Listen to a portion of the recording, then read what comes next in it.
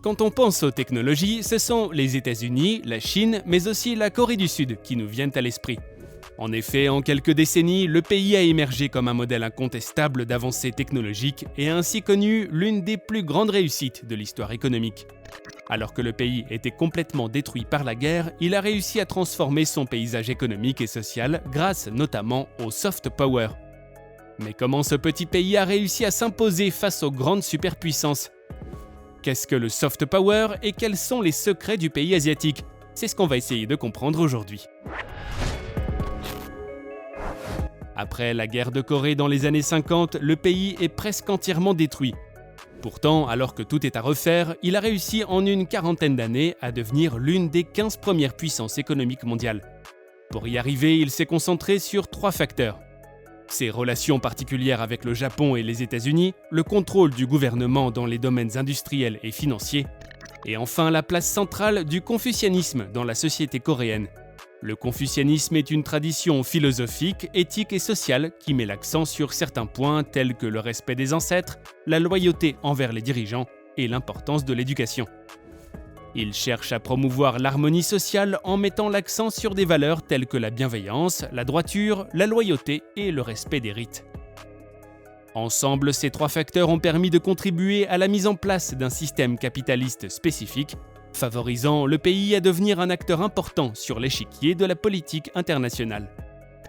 En s'affirmant comme puissance économique, la Corée du Sud s'est progressivement transformée en acteur majeur du commerce international, et notamment en puissance exportatrice.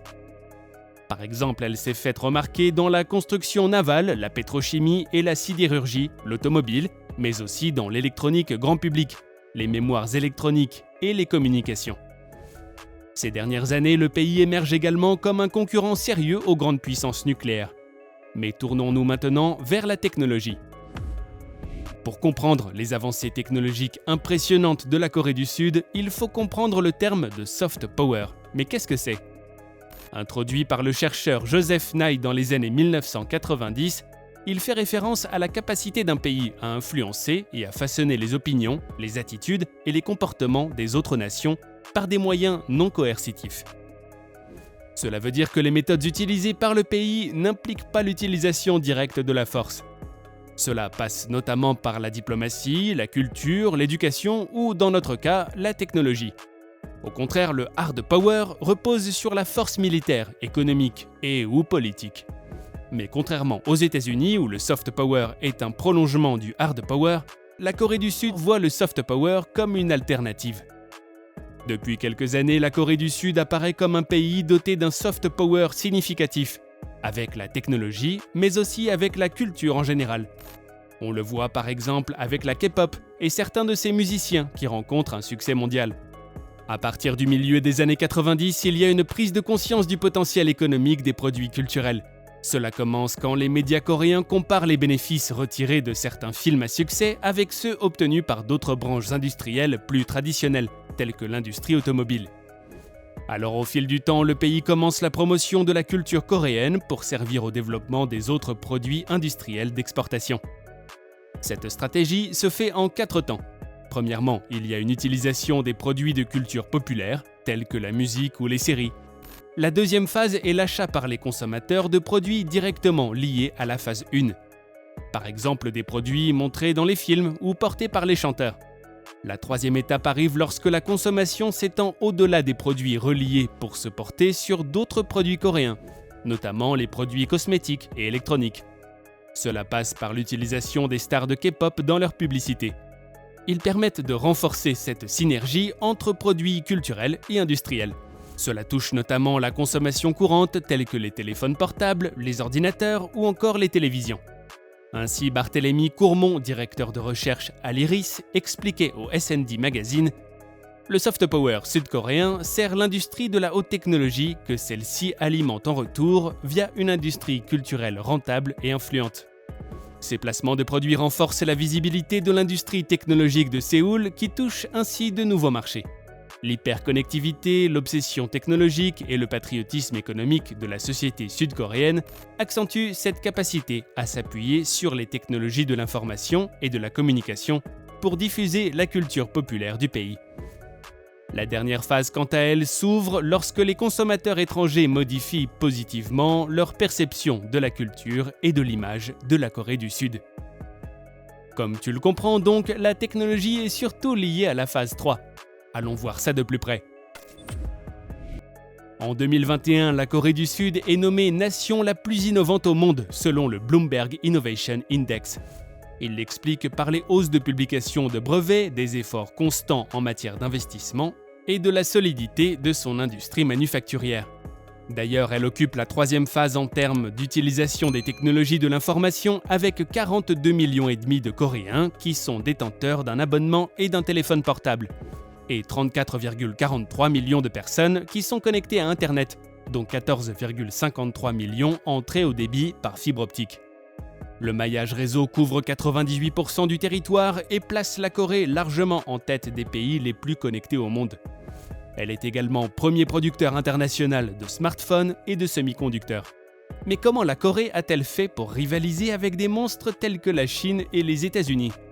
En plus du soft power, il peut se comprendre par l'interaction entre les pouvoirs publics et l'omniprésence de chaebols. Les chaebols sont de vastes conglomérats regroupant plusieurs filiales opérant dans divers domaines économiques. Ils jouent un rôle majeur dans l'économie sud-coréenne et sont souvent impliqués dans des secteurs tels que la technologie, l'industrie lourde, la finance, les télécommunications, la construction et bien d'autres. Comme tu le comprends, ils sont donc primordiaux dans les avancées technologiques du pays grâce à leurs investissements massifs dans la recherche et le développement. Ils permettent également de créer des synergies entre leurs différentes filiales pour stimuler l'innovation, ce qui favorise l'efficacité ainsi que la compétition à l'international. On peut par exemple prendre le cas de Samsung qui est impliqué dans l'électronique grand public, les semi-conducteurs, les écrans, l'électroménager, la construction navale et bien plus encore. Ainsi, les chaebols sont responsables de plus de 20% du PIB de la Corée du Sud.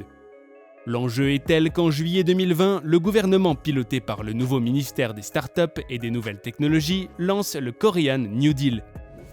D'une valeur de 133 milliards de dollars, il est articulé autour du numérique, de la protection de l'environnement et de la sécurité sociale. L'objectif est que pour 2025, 1,9 million d'emplois soient créés et que les projets d'aménagement du territoire en faveur du tourisme et de la technologie soient favorisés. Il est également annoncé que plus de 44 milliards de dollars seront utilisés pour développer l'infrastructure 5G et la numérisation des services publics.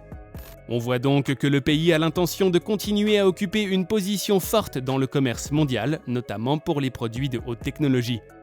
Depuis, le gouvernement coréen et les grandes entreprises continuent de prévoir des investissements massifs dans l'intelligence artificielle, le big data, la réalité virtuelle et les énergies renouvelables. D'ailleurs, en mars 2023, le pays avait annoncé un projet de construction du plus grand centre de fabrication de puces électroniques au monde. Situé près de Séoul, il a été financé grâce à un investissement privé de 230 milliards de dollars provenant principalement de Samsung Electronics. Il devrait voir le jour d'ici 2042. Le gouvernement a ajouté vouloir investir massivement dans 6 technologies clés, dont les puces, les écrans et les batteries, des domaines où le pays est déjà bien implanté. Par exemple, la majorité des puces électroniques les plus avancées au monde sont fabriquées par 2 entreprises, Samsung et la société taïwanaise TSMC.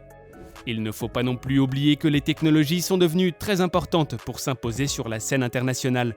Par exemple, la sécurisation de l'approvisionnement en semi-conducteurs de haute technologie est devenue un enjeu crucial au niveau international. Les États-Unis et la Chine se sont alors engagés dans une féroce bataille pour le contrôle de ce marché. D'ailleurs, en 2022, le président américain Joe Biden avait, durant sa tournée en Corée du Sud, visité la vaste usine de puces de Samsung à Pyeongtaek, témoignant de leur importance géopolitique majeure.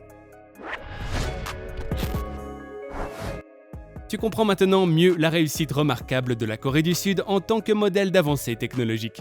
Grâce notamment au soft power, le pays s'impose sur la scène internationale et devient un acteur majeur dans le domaine de l'innovation technologique.